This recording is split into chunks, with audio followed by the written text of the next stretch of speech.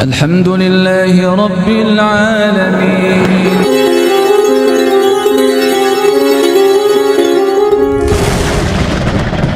Ketika orang sudah benar-benar bergantung hanya kepada Allah Subhanahu wa taala, maka dia hanya akan tunduk kepada kepatutan yang oleh Allah ajarkan.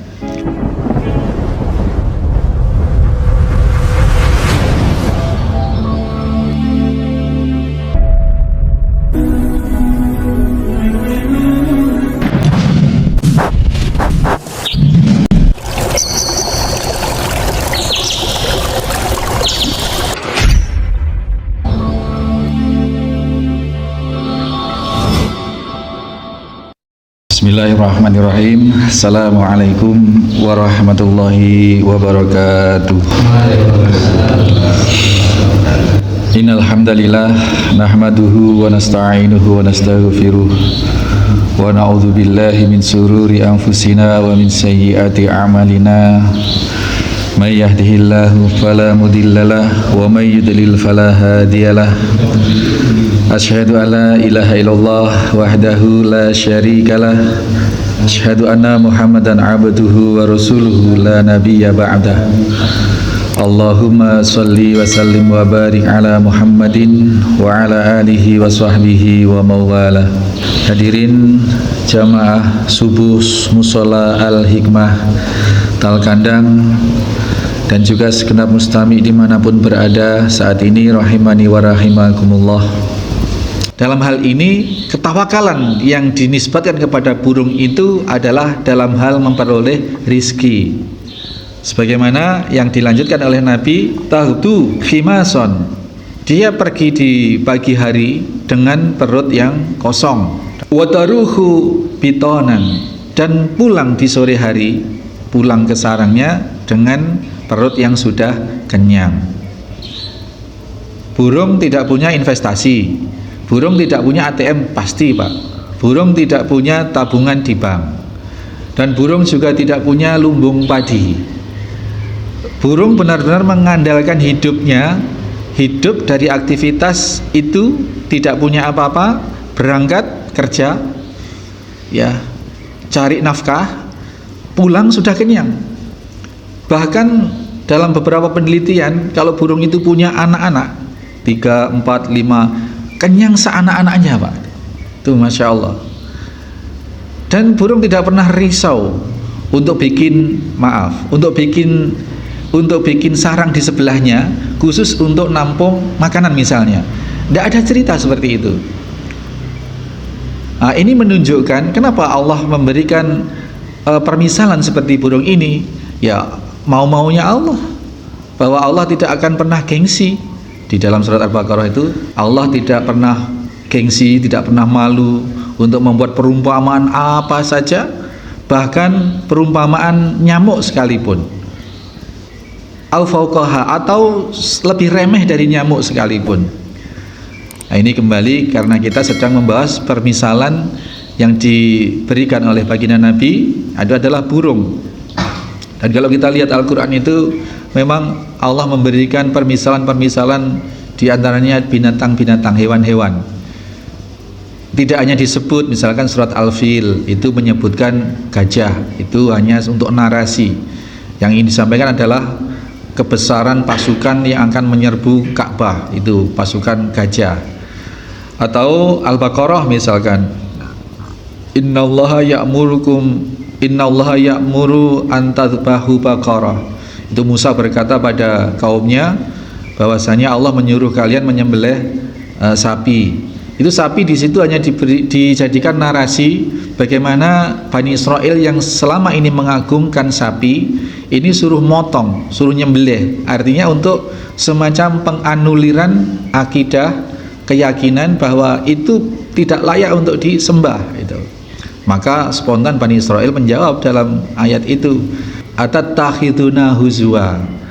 Hai Musa, apakah engkau bermaksud untuk hanya mengolok-olok kami? Itu sesembahan kami, misalkan seperti itu. Baru Musa menjawab, qala a'udzubillahi an akuna minal jahilin. Enggak, aku bukan orang bodoh. Aku bukan orang bodoh yang hanya akan mengolok-olokmu. tapi ini ayat perintah dari Allah itu. Jadi beberapa binatang disebut oleh Allah, Al-Baqarah, Al-Fil, terus kemudian ini tapi hanya untuk narasi. Al-Baqarah, Al-Fil ini hanya untuk kisah. Tetapi yang diambil ibrah itu ada beberapa juga, diantaranya An-Naml, An-Nahl, lebah, semut, ya. Termasuk diantaranya adalah burung ini. Nah, burung. Jadi kenapa tawakal burung itu seperti apa? Berangkat dengan tanpa modal. Kalau kita mau kerja masih punya modal, kita buka toko punya modal, ya, punya modal untuk kulaan barang, untuk membangun tempat. Burung itu enggak. Pokoknya wis budal luwe mulai wareg itu. Nah, maksudnya apa? Itu bisa kita terjemahkan. Sedangkan tidak usah modal apapun saja itu. Asalkan kita berserah, bertawakal, yakin akan rizki dari Allah Subhanahu wa taala, bahwasanya yang di atas bumi ini fi kulli dabatin, semua termasuk binatang-binatang melata, semua dijamin rizkinya oleh Allah Subhanahu wa taala. Toh bisa hidup. Toh bisa hidup. Allah menjamin rezeki semua makhluknya. Jangankan manusia yang sudah dikaruniai akal, dikaruniai tanggung jawab sebagai khalifah fil ardi, sedangkan burung, sedangkan binatang melata, bahkan yang binatang satu sel yang tidak punya kaki, yang tidak punya apa, dijamin rezekinya oleh Allah Subhanahu wa taala. Ini menunjukkan bahwa kita orang yang berakal, kita yang dikaruniai kemampuan untuk berkreasi di dalam mencari ma'isyah, mencari nafkah, ini diberikan satu gambaran oleh Allah Subhanahu wa taala sebagaimana gambaran ketawakalannya terhadap seekor burung yang di dalam menjalankan hidupnya dalam hal rizki, dalam hal perolehan makanan dan lain sebagainya, benar-benar hanya bergantung kepada Allah Subhanahu wa taala. Maknanya lagi apa? Tempo hari sudah kita singgung bahwasanya ketika orang sudah benar-benar bergantung hanya kepada Allah Subhanahu wa taala, maka dia hanya akan tunduk kepada kepatutan yang oleh Allah ajarkan. Kalau yang namanya bertani itu ya bertani, mengambil bibit dari bibit yang halal, kemudian di dalam melakukan pertanian, misalkan sudah diatur torab ya Pak, torab niku lep ya Pak, torab misalkan sudah ada aturannya, kemudian tidak mencuri-curi misalnya, ini dalam hal pertanian. Nah, dalam hal perdagangan misalkan, atau dalam hal birokrasi, ya, diberi hak memangku jabatan tertentu itu. Kalau sudah yakin dan tawakal kepada Allah Subhanahu wa taala, maka dia tidak akan macam-macam. Dalam rangka memperoleh rezeki, memberi makan anak istri, dia tidak akan bikin-bikin laporan fiktif, tanda tangan palsu untuk memperoleh pendapatan-pendapatan. Karena sudah yakin tidak curang pun Allah sudah akan memberikan kecukupan. Itu. Ini dan benar-benar dijamin oleh Allah. Apabila itu yang dilakukan, seolah-olah hadis ini akan menyerukan pada kita, hei, dalam mencari rezeki tidak usah nganeh-nganeh, tidak usah berbuat curang, tidak usah merugikan orang, tidak usah ngurangi timbangan yang pedagang, yang pejabat, tidak usah korupsi. Sudahlah, pasrah, yakin kepada Allah, maka rizkinya akan sudah dijamin oleh Allah Subhanahu wa taala, sebagaimana dijaminnya rizki pada burung. Dalam dunia perbinatangan, dalam kisah sejarah perbinatangan sampai hari ini Pak, tidak ada ceritanya burung itu mati kelaparan. Tapi kalau di hutan kita temukan ada singa yang mati kelaparan, ada binatang lain yang mati kelaparan. Tapi tidak pernah ada cerita burung itu mati kelaparan. Karena ya sudah nas, sudah dijamin oleh Allah. Padahal burung itu termasuk ya, binatang yang lemah lah, lemah. bagaimana dia punya rasa sensitivitas terhadap ketakutan yang sangat tinggi. Ada burung, misalkan kita bergerak di sini, set, dia lari, padahal kita nggak tahu dia. Kalau kita ke sawah itu Pak, kita jalan seret itu, di sana tiba-tiba berlari. Dia punya hati yang lembut, yang sensitif, yang takut. Di antaranya itu dalam hal ketawakalan, dalam hal ketakwaan, kita mencontoh ketawakalan burung yang sensitif, yang lembut hati, yang gampang merasa takut kepada perbuatan yang nyalah, gitu, perbuatan yang akan menimbulkan dosa, takut kepada Allah.